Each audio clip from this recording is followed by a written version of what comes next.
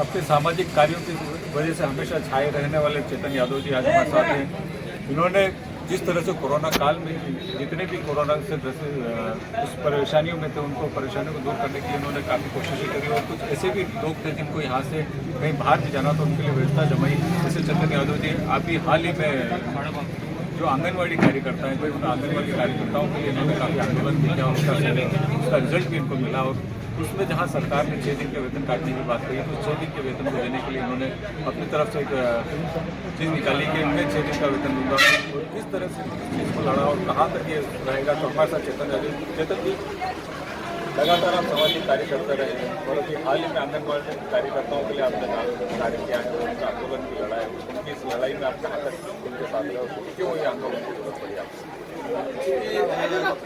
राशिद भाई, रक्षाबंधन पर मैंने 2100 बहनों से राखियाँ बांधी थी। तो जो बहनें ने मुझे राखी बांधी थी उसमें सबसे पहले आंगनवाड़ी की जो हमारी बहनें थी वो सबसे पहले आई थी। तो मेरा दायित्व था उनकी रक्षा करना। जिस बहन ने मेरे को राखी बांधी है उसके हर दुख दर्द में इस भाई को खड़ा रहने का वो था। तो इसी को देखते हुए हमारी बहनें जो आंगनवाड़ी की थी उनका आंदोलन था, उन्होंने मुझे बुलाया था, उस आंदोलन में मैं गया था और मैंने उसमें उनको विश्वास दिलाया था कि आपका जितना भी मानदेय कटेगा वो ये भाई इसकी भरपाई करेगा। तो मुझे मालूम पड़ा है कि 6 दिन का शिवराज सिंह चौहान उनका मानदेय काट रहे हैं। तो 6 दिन का मानदेय मैं मेरी तरफ से उन बहनों को उनके खातों में करीब 3,85,000 के समथिंग होगा, वो मैं उनके बहनों के खातों में डालूंगा। जिस तरह से उन्होंने पूर्व विधायक दिलीप शेखावत जी को विधायक जी को दिया था उसके बावजूद वो कहीं न कहीं असफल आपको लड़ाई लड़ने क्योंकि वो मेरी बहनें थी और मेरे घर परिवार का मामला था और मेरी बहनें कहीं जाके आंदोलन करें तो इस भाई को खड़े रहना एक धर्म कहलाता है और ये प्रेरणा मेरे को मेरे पिताजी से मिली है। और चूँकि जो बहनें हैं आंगनवाड़ी की उन्होंने कोरोना में मेरे साथ में रह के काम करा था। जब इस शहर को में विपदा आई थी, जब उन्होंने अपनी जान की परवाह नहीं करते हुए मेरे साथ उन्होंने यहाँ काम करा था, इसलिए मैं उनसे भली बात था। और एक्चुअल में रशीद भाई आपको बताऊँ कि बहुत मामूली सी तनख्वाह मिलती उनको 10-11 हज़ार रुपये की समथिंग। उसमें से भी अगर शिवराज सिंह चौहान और बीजेपी सरकार उनकी 6 दिन का पेमेंट काट लेगा तो वो अपने घर का पालन पोषण कैसे करेंगे। इस दृष्टि को देखते हुए मैंने उनके खाते में पैसे डालने का निश्चय किया है। आपके पैसा डालने के बाद अगर सरकार के लिए आप लगातार लड़ते हैं उस लड़ाई के बाद अगर सरकार उनको पैसा डाल देती है वापस तो उस कंडीशन में आपकी क्या ये मेरी बहनें हैं और ये सोचूंगा कि मेरी बहनों को एक इस भाई का छोटा सा उपहार है। अगर उसके बाद भी शासन उनको पैसा डाल देता तो वो पैसा जो मैंने डाला है वो मेरी बहनों को एक रक्षाबंधन का एक उपहार है।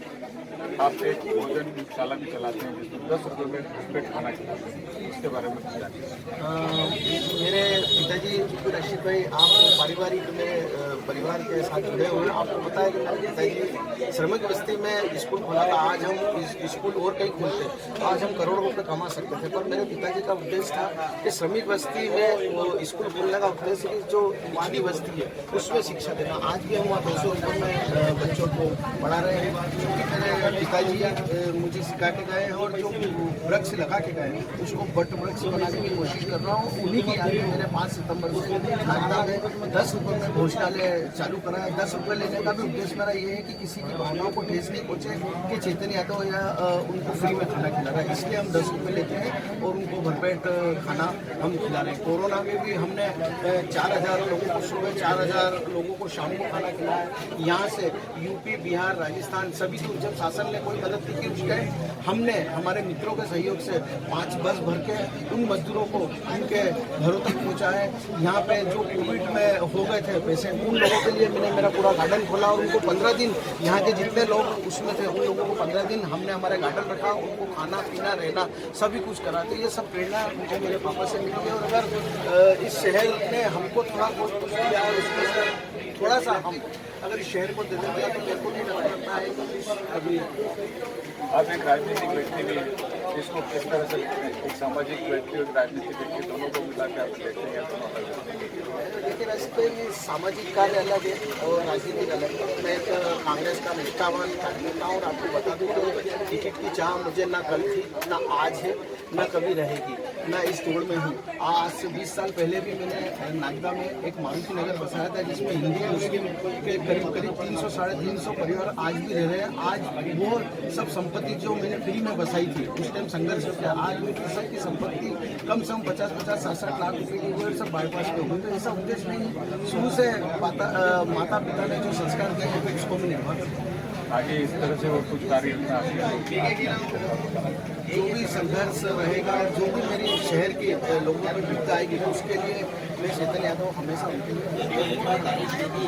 ये थे हमारे साथ, काफ़ी ऊपर तक अपना नाम रोशन किया है यहाँ तक, और जिस तरह से सामाजिक व्यवस्थाओं को उन्होंने संभाला और दूर किया, तो कहीं ना कहीं शहर के लिए बहुत अच्छी चीज़ है। और इस तरह से और भी ऐसे बहुत सारे लोग हैं जिनको इस तरह के सामाजिक कार्यक्रम और आगे नहीं जरूरत है, जिससे यहाँ पर जो गरीब तबके के लोग हैं जो बहुत कम मानने में काम करते हैं, उनके लिए इस तरह से कुछ ना कुछ एक नई चीज़ को है लोग।